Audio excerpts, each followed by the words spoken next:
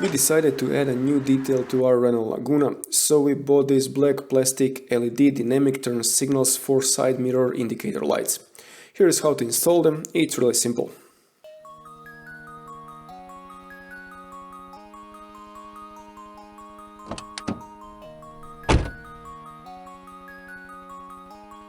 We ordered these online and they came in a pair. You can find the links in the description. Just check if they fit your model.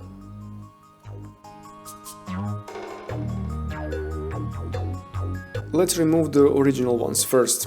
We used a small flat-headed screwdriver as a lever to gently pull the turn signal light out.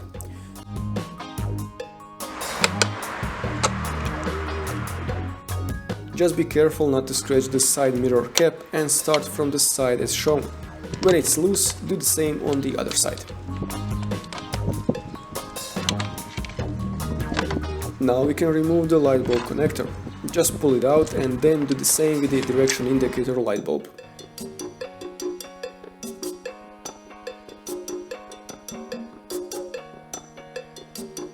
Now we need to connect the new dynamic turn signals. These are LEDs, so we plug this part to the connector where the old bulb was.